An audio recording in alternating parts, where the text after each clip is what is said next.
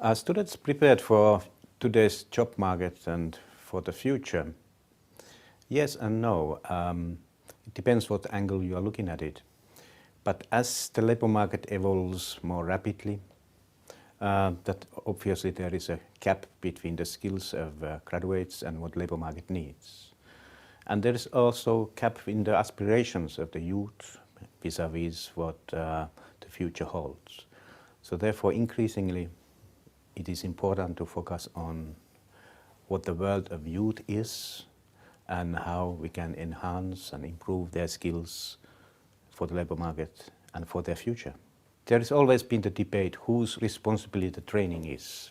And of course, on the job training, when a student or graduate has been employed, is as important as the training what the student is receiving initially in a training institution. So the role of private training providers is becoming increasingly important. Quite often the government or government training institutions try to do a dual role, preparing regulations and policy for training and also providing the training. And this is increasingly becoming an arrangement which is not sustainable. Increasingly the trend is that the training is shifting increasingly to private training providers, while the government needs to concentrate on the role of providing enabling environment through better regulations and quality control assurance of the training provided. In terms of details of training programs, what needs to be strengthened is to make them more competency-based and define the competencies more accurately. Quite often the mistake is being made that countries aim to define and prepare a national competency framework for all skill areas and for all industry areas, which is quite a challenging task to do as one step. It's better to start from the priority industry areas and together between the government and the private sector to find a consensus what are the competencies required for those industry areas and how those competencies can be received, acquired through training. And then after that initial step to expand to the other industry areas. From government perspective, matching skills with jobs is not always easy. But obviously there is a need and way to improve labor market information systems and the projection of what kind of skills are needed for the future. The basic basis for this is, of course, that there is a clear economic vision for the country to which to link human resource development needs and then also concrete training programs. Knowledge transfer and knowledge sharing in vocational training and in education overall is very important. And it is important to support knowledge exchange between countries, South-South cooperation and North-South cooperation and so forth. I always try to emphasize the need to avoid the concept best practice.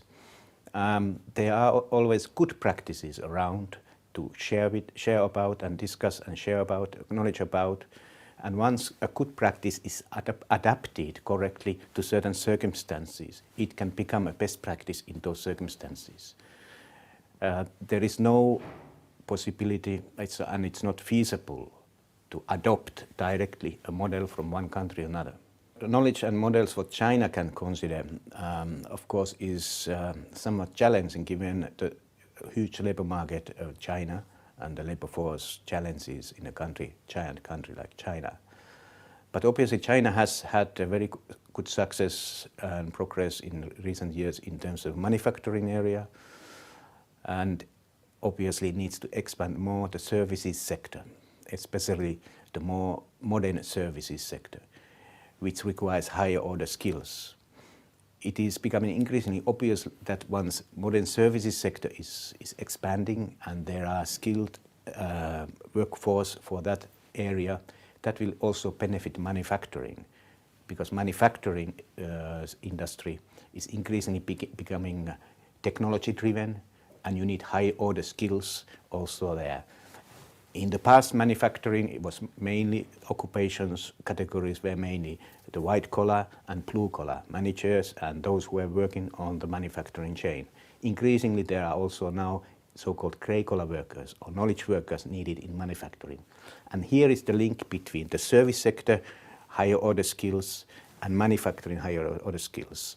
So improving in tandem service sector, expanding service sectors and human resources for service sector, and also for more higher order manufacturing industries is one model which I believe could benefit China. One of the challenges in China and in East and Southeast Asia in particular in human resource development is also the aging population. In a certain timeline, workforce is declining. The number of workforce is declining, set to decline. On the other hand, also the aging workforce often remains in good health and they still want to be active to creating services for that part of population, and skills for that kind of service industry is something which the future holds as a challenge for this part of Asia.